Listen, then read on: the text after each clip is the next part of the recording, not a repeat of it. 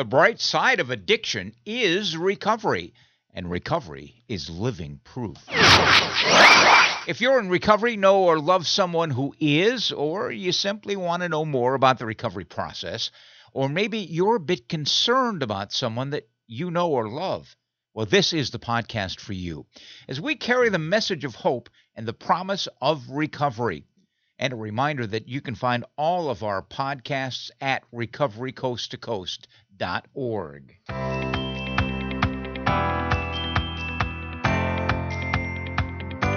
Welcome to episode 55 of Recovery Coast to Coast. Today we celebrate one of the oldest and most successful treatment programs in the country, which today, as we publish this podcast, celebrates their 55th anniversary. Over 5.5 decades, they have treated some 200,000 adults, adolescents, and family members, helping them to find their way along the road to recovery and to stay on the road to recovery, long-term recovery. Congratulations, Sundown M Ranch. Today, 55 years. And to be completely transparent, and this is important, Sundown has been a supporter and continues to be a supporter of Recovery Coast to Coast. They've been there since the very beginning. I also want to say that I've referred a lot of folks to Sundown over the years with wonderful success. I believe in Sundown. Otherwise, I would not have them as a sponsor. Plain and simple, much like recovery. So in this edition, I'm going to talk with Scott Munson, Executive Director of Sundown M Ranch. Here is a quick clip from today's podcast. We're consistent. People know what they're going to get here. We've got a staff who's very passionate about helping people find their path to recovery. We know what we're doing. We've been doing this for 55 years. We've been through all sorts of different drug epidemics. Certainly the opiate epidemic has ran as long as any of them and is more deadly than any of them have been. But as I sit here today and look at the demographics of the people we serve, over half our adults are here because of an alcohol use disorder. So as much as opiates and currently fentanyl and everything that we're working with, alcohol is still the number one drug out there and still the number one substance that gets individuals into treatment. We're here for one purpose, and that's to be here when that person's looking for help and looking to make a change in their life and find their path to recovery. And I think we've always stayed focused on that. That's our primary purpose. And we'll close things out today calling an audible. I was going to share some thoughts on recovery from Joe Walsh, but we will save that for the next edition of Recovery Coast to Coast. Today, I want to share some very timely comments made this morning by Maclemore. Maclemore talks openly about his relapse, which happened during COVID, what brought it on, and how he's doing today. This was part of an interview that aired this morning on NPR's Weekend Edition with Scott Simon. We will include a link to the full interview in the podcast show notes. I'm Neil Scott, host of Recovery Coast to Coast, and I want to begin by expressing my gratitude to you for listening. Now, I realize that there's a lot of important things that you could be doing right now. Many choices that you have, many podcasts that you could be listening to, a lot of them about recovery. I know that, and I thank you for listening to ours. Our website, by the way, recoverycoasttocoast.org. You'll find all of our podcasts there. Following 15 years of nightly broadcasting on iHeartRadio in Seattle, our podcast features interviews with everyday people in recovery, as well as clinicians and authors and recovering celebrities and folks who offer the promise of hope and the reality of recovery. Plus, well-vetted resources for individuals and families and friends. We invite you to enjoy the podcast and to share it with your friends as well. Recovery is an American way of life. A reminder, if you'd like to reach out to us, and we'd love to hear from you, our email is recoverycoasttocoast, one word, at comcast.net. Recovery Coast to Coast is supported by the good folks at Sundown M Ranch, one of America's oldest, least expensive, and most successful treatment programs. You know, for 55 years, in fact, again, it was 55 years ago today that Sundown opened their doors. Sundown has been a leader in the treatment of addictive disease for individuals, including adolescents and family members. They take pride in their stellar reputation of consistently helping patients find and stay on the road to recovery. They do this with compassion, with respect, and with confidentiality. You'll find out more about Sundown in today's edition of Recovery Coast to Coast, for it all began 55 years ago today by a group of businessmen in Yakima, Washington. You'll hear more shortly from someone who went through treatment at Sundown and is now the executive director with decades of long-term recovery. Now, if you know someone who is looking for a really good treatment program for addiction, consider Sundown M Ranch. It's where recovery begins. Their website is sundown.org. Time for a cup of coffee and time for our conversation with one of the leaders in the addiction field, a man who was invited into recovery some 30 years ago. He went through treatment at Sundown M Ranch. Today, well, he's the executive director of one of the most affordable and successful treatment programs in the country. Let's listen to my interview with Scott Munson. 55 years ago, the program started, but it really started 57 years ago because that's when a group of people started putting the plan together. Scott, if you could take us back a little history lesson to the formation of what became Sundown M Ranch. Well, you've really got to go back to two gentlemen here in Yakima, and a name that we certainly know real well is Merrill Scott. He was the initial executive director and really was a driving force in the foundation at Sundown and setting it up for success. But the other name that's not as well known is Jim Oldham. Jim was a gentleman in recovery who had been hired by the Washington State Department of Health to go around the state and open up what in those days were called alcohol information centers. For those of us that have been around a long time, they became the community alcohol centers, the CACs, and many still operate under different names, but they were the original outpatient providers. And they were there just to provide services and give information to individuals on alcoholism and try and help people really get into AA and provide a resource for the community to reach out to. Well, Jim went back. I've got a great picture of Jim meeting Marty Mann. Oh, boy. He went back to Hazleton and saw what they were doing there and came back to Yakima and said, we need a program like that here. We need a residential program for what in those days was men with alcoholism.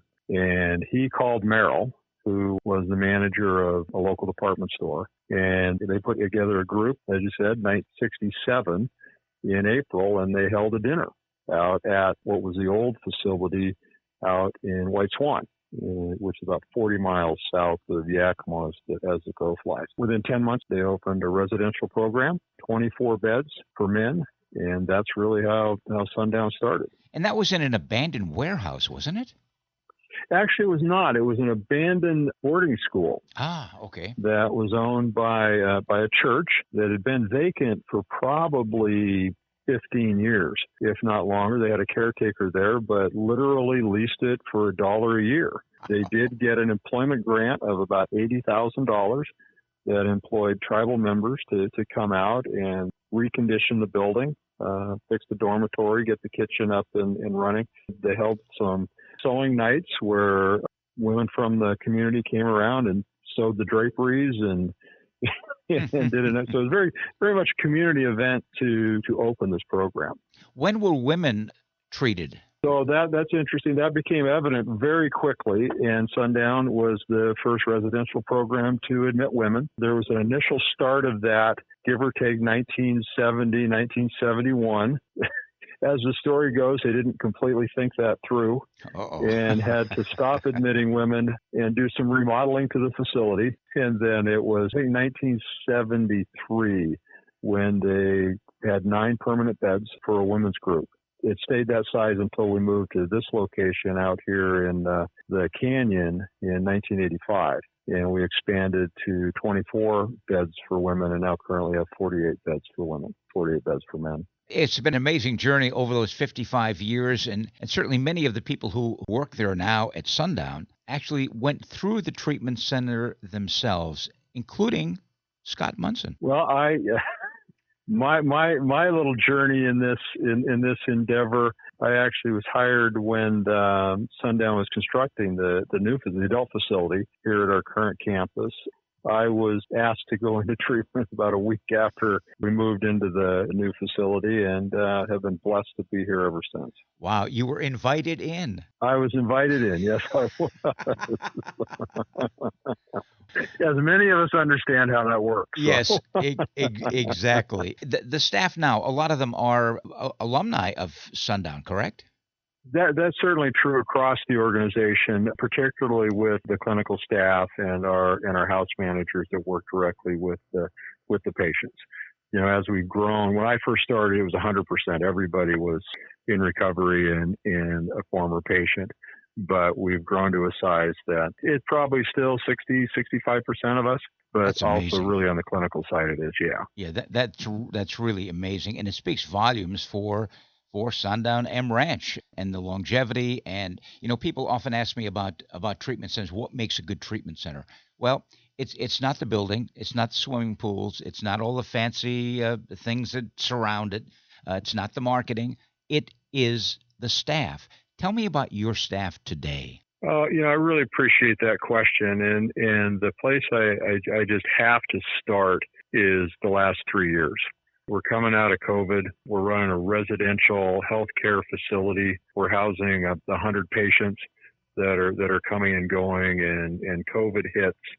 Our staff's like anyone else. They have families. Some of them have multi-generational people in their home. They have their own health issues and their own concerns. Some got sick, patients got sick. To a person, they showed up every day with the same passion, same commitment, and offered the quality care that we're known for throughout it all, regardless of what was going on around COVID and in their own families. They had kids at home. They were all of the things that we've gone through. To a person, they didn't miss a beat. And didn't change the way that services are provided. I just can't. It will go down as the best thing I've seen in my career. I just cannot express enough how much I admire the people that work here. And also that's true for other programs. As an industry across the country, we showed up and treated a really vulnerable group of people. So I just can't say enough about our staff. And of course, in the last 3 or 4 years, the advent of telehealth, how has that changed Sundown? For us, it's really created us an opportunity to stay connected with the individuals that go through our residential care, our treatment program. They're able to maintain contact with our clinicians and attend their outpatient services via telehealth. So that has been a tremendous benefit. It allowed us to continue our family program. One of the things that we had to suspend was visitors and limiting the number of people that were coming and going on a daily basis from the campus. So we started offering our family services. That's just really made accessibility much easier for people, particularly that would have to take time off work or be, miles away and have to travel to get here. Have things opened up today following the big part of COVID? They've certainly gotten better. We are still doing our outpatient services virtually and our family service virtually. All healthcare facilities are still required to have everybody masked up and do there are still some other restrictions still going on. So we haven't fully opened up. We had, like many providers, we had to reduce our capacity during COVID, and we've been able to add that capacity back in. The demand is very high. I think the other thing I would mention that people may not really recognize is the acuity of the people that we've served since the pandemic started is just gotten exponentially worse. People are struggling more than I've ever seen in my career, and families are, and the way they can support each other has changed. And it's really been sad to watch what happened around people and their behavioral health over these last 3 years. What do you see as the big challenge going forward over the next 3 or 4 years? I think people are figuring out how to re-engage socially, either developing or recreating those social networks and those social connections. A lot of us are out and about and redoing that, but the people that are isolated or struggle with maintaining those social connections, it's a real challenge to recreate those and develop those support systems. And talk about the adolescent program and adolescents in general in terms of what you're talking about now, in terms of more severe addiction issues. My biggest concern there, and I think we're starting to finally hear conversations about kids that have been lost. Kids were out of school, and we certainly read about test scores going down and how those kids, even those that were engaged, are struggling. The population that we serve, either beginning to experiment with or in extensive use of drugs and alcohol, I think they dropped not through the cracks, they dropped through the holes in the system. And they're the ones that aren't completing school, aren't engaged at all. They've really been lost. So I think there's a significant population of those kids that were, early teens, still in high school, that probably haven't finished high school, that just disappeared from the radar screen. And identifying those individuals, getting them services and giving them the opportunity to get on a path to recovery, meaningful and fulfilling life, is going to be a challenge. In the adolescent program, what are the demographics in terms of numbers of beds, male versus female? How is it set up? And I assume they're all separate. We've got 30 beds for boys and 30 beds for girls. We're not running at that capacity. Again, a lot of things have changed around school. Kids are at school. If you want to intervene on kids, you got to intervene in school. The other place is further down the road in the juvenile justice system, which is more of a challenge to identify them and get them into services. But kids are no longer in school. They're not being identified in school. So it's really kind of hard to get them early on in their use and intervene with them. So it's been a bit of a challenge. But we're still available, still providing those services. There are a lot of treatment centers around. People have a lot of choices. There's a lot of marketing. What makes Sundown stand out among the others? We're consistent. People know what they're going to get here. We've got a staff who's very passionate about helping people find their path to recovery. We know what we're doing. We've been doing this for 55 years. We've been through all sorts of different drug epidemics. Certainly the opiate epidemic has ran as long as any of them and is more deadly than any of them have been. But as I sit here today and look at the demographics of the people we serve, over half our adults are here because of an alcohol use disorder. So as much as opiates and currently fentanyl and everything that we're working with, alcohol is still the number one drug out there and still the number one substance that gets individuals into treatment. Today marks the 55th anniversary, and you have treated probably some 200,000 individuals, family members, adolescents, adults. Talk about the alumni. A lot of people have been through Sundown, and there's a lot of treatment programs around the country, you and I both know, that are treat and release. Not the case with Sundown. Talk about the alumni and talk about not aftercare, but continuing care. I think you'd be hard-pressed to go certainly anywhere in Washington State and go to a 12-step meeting and not find somebody who went to Sundown. I certainly run into people all the time with, 20, 30, 40 years. Wow. Of recovery and can trace it back to a connection with Sundown and Ranch. That's where you see our alumni. They're out there in recovery, living a life of recovery, and recognizing and appreciating all the blessings that come with that. In terms of getting into treatment, there's certainly a lot of barriers, and one of them is financial. Sundown has some of the lowest rates of any program in the country, as far as I'm concerned. Why is that? I think it goes back to our foundation. We had solid business people who started the organization, and we focus on anything we do. The first consideration we have is how does that impact the patient? That's really what this organization is all about. We're here for one purpose, and that's to be here when that person's looking for help and looking to make a change in their life and find their path to recovery. And I think we've always stayed focused on that. That's our primary purpose. You also own your own land out there, and that certainly makes a difference. Oh yeah, we've been around a long time, so we've been financially stable, so that helps. If you've never been here, we've got a beautiful 30-acre campus right at the entrance to the Maclemore River Canyon, which is between Yakima and Ellensburg. If people have ever fished on the Maclemore River, floated the river, just driven through the canyon, it truly is a special location. We're just really blessed to have a beautiful campus right on that, right at the beginning of that. It's an amazing run of 55 years, and certainly longevity makes a big difference, and staff and all of that. Talk about, if you would, those people who want to get into treatment, whether it's a family member or whether it's a person calling on their own, and they just don't have the resources. The only thing I can tell you is just call with all your questions. You don't need all the answers. You don't need to have any thought about how this needs to go. If you just call and talk to our admissions folks, they're highly skilled. They understand all the different payment options. They understand who we can serve and who we can't. That's really the place to start. They can lead you through our admissions process. Really, you help people get the help that they need. What about interventions? It still happens. It's not exactly like on TV, but, and as things change, the way interventions are conducted certainly has changed. We've got resources. We don't provide that service, but we got resources of individuals we can connect people with to help facilitate that. It's a much I'll say softer process than it was, when I started 30 years ago, but it's still highly successful in motivating people to engage in services.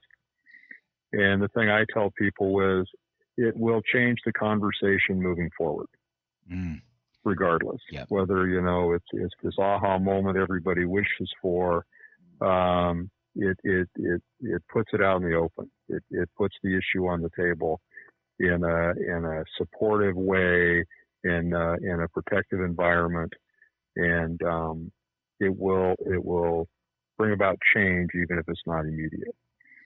I've referred to a number of people to Sundown over the years, and I remember one guy who called to try to get into treatment, and he did not have the resources, and whoever spoke to him on the phone, it talked to him for a long time, and finally got him into a 12-step program in Seattle, and he is now sober 15 years.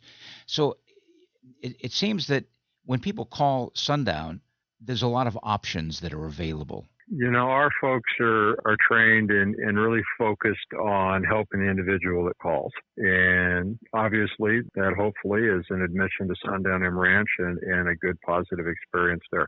The important thing is that we help people get help. And that may not be here and insurance and healthcare coverage and the way things are. And we can't be the place for everybody, but we can certainly help people find the help that they need. And that's the most important thing. The insurance company maze can be daunting, but yet I understand that you folks are able to navigate that for the patient, so they don't have to get involved in that part of it. No, that's why I say just call. We'll make the connection with the insurance company. Clearly, there's an authorization process that many of you have to go through, and certain criteria that needs to be met for them to authorize services. It's a healthcare service. We're all familiar with it. It's a little more challenging on our side of it, but that's what they do day in and day out. Having a benefit is one thing, accessing it's another. Our staff will work as hard as they can to help anybody access the resources that they deserve to access to get the help that they need. In some cases, financing is available, correct? We do have some of that. We have some third-party financing available and do that, and we'll try our best to work with people. Again, the goal is to try and get people into help. What is the one thing that you want listeners to know about Sundown M Ranch, having been serving people for 55 years? It's an opportunity for a better life. I think that the best thing to know is that there is hope. We work with families every day that are devastated and hopeless. The message I would give is there is hope. There's no guarantees to any of this, but there's an opportunity and life can be different. And it can be different in extraordinary ways. You just need to make the call. You just need to make the effort today to do something different. It's a great program. It's been around for 55 years. Today is the 55th anniversary of Sundown M Ranch, treating one patient at a time. That's what it's all about. Well, Neil, thank you. It's a blessing to get to be a part of this organization. And it's just a blessing to every day watch people walk out of here with renewed hope and the opportunity for a new life. I've been here a long time, and I can't imagine anything that I could have done that would have been more rewarding than my time here at Sundown. Well, I hope you've enjoyed that conversation with Scott Munson, a longtime executive director of Sundown M Ranch, which today, March 4th, is celebrating 55 years of treating addictive disease, one patient at a time. By the way, I want to remind listeners of this podcast, if you would like to tell your story of recovery, regardless of the path that you've chosen, as long as you have been in continuous recovery at least a year or more, do drop us a note, if you would, recoverycoasttocoast@comcast.net. Now, coming up next, Maclemore, the iconic musician, talks about what it was like during COVID when he had a relapse, what happened, and what it's like now. Thoughts on relapse and resuming recovery. These comments made just this morning on NPR with Scott Simon. We'll do that in just 30 seconds. She has always been your baby, but when your daughter got into drugs and alcohol, she turned into a stranger. What do you do?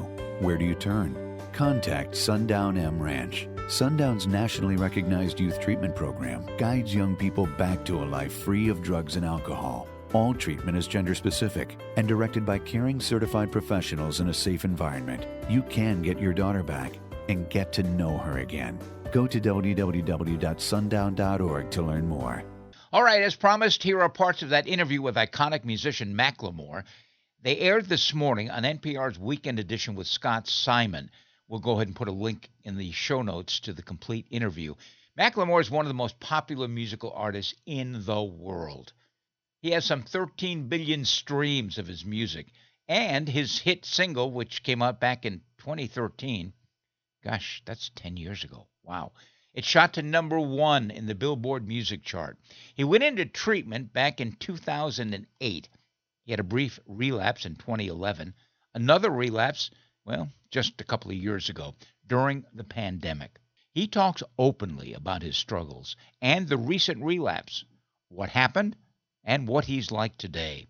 Right now, let's listen to a few comments on relapse and recovery from Maclemore.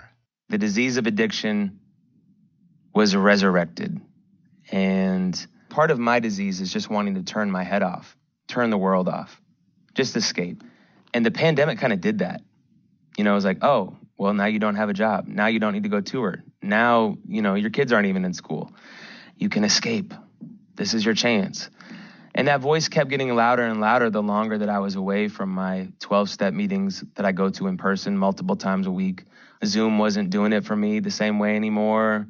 And when that happens, it's only a matter of time until that voice gets loud enough in my head that I decide to listen to it. At the beginning of COVID, Maclemore lacked consistency and routine. For addicts in particular, I think routine is so important in terms of just waking up and knowing what to do. And I really lacked that at the beginning of COVID. It was Maclemore's wife, Tricia, who realized that Maclemore was in relapse and confronted him. She always knows. She was just like, yo, what's going on? You're not being honest with me. And it was painful. It's still difficult to talk about. More importantly, it reminded me, and you're clean, and you get some days under your belt, life starts to have the same hues when those colors come back, when the words come back, when that connection to the heart comes back. You're reminded that life is worth living and that whatever you're doing to try to escape isn't working, and it never has worked. The only way to show up is to face yourself, to face what you are trying to hide from, and to show up. Maclemore also talked about knowing what's right, self-will run riot, and what's wrong, and being powerless. It's right, it's wrong, self-will versus God's will, control versus letting go and realizing that we're powerless. Of course, we have those big moments in life where we know this is a big decision. Do I want to push into fulfillment and meaning, or do I want to push into comfort and ease? Maclemore concluded the interview this morning reflecting on what has to be done today and every day, one day at a time. There's really only one way. Do the work, show up, and keep pushing forward, because this is where life feels fulfilling. Like it has real purpose and intentionality behind it. And when I get in that place, then the universe starts to make sense. Maclemore is back in recovery, back in the rooms following Relapse, and back on the music scene as well with his first album in 5 years. It's called Ben, which, by the way, is his real name, Ben Haggerty. Recovery is as recovery does, and Maclemore continues to do it one day at a time. Again, a link to the full interview will be in the show notes. His new album called Ben, first album in 5 years. It's out now. Thanks to NPR and Scott Simon. A link to the full interview, again, available in the show notes. By the way, we will reach out to Maclemore to see if we can get him for an extended interview at some point in the future on Recovery Coast to Coast.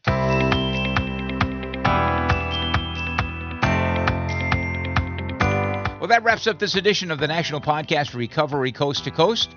If you've enjoyed this podcast, please share it with others via social media or simply by telling someone about it. You can find all of our podcasts at recoverycoasttocoast.org. If you'd like to get in touch, we'd love to hear from you. Our email, recoverycoasttocoast@comcast.net. And also hit the subscribe or follow button if you would. It's free, and you'll be notified the next time we publish a podcast. Remember, if you know someone who is experiencing problems with alcohol or any other drug, here is the 24-hour national helpline that offers free information and confidential treatment referrals. Spanish-speaking individuals available as well. It's 1-800-622-HELP. And join us next time for America's Voice for Recovery, Recovery Coast to Coast. And another shout out to our sponsoring organizations celebrating their 55th anniversary today. Sundown M Ranch, where recovery begins, sundown.org. I'm Neil Scott, reminding you to stay healthy, live in gratitude, and be kind to others. Remember, the bright side of addiction is recovery. Pass it on.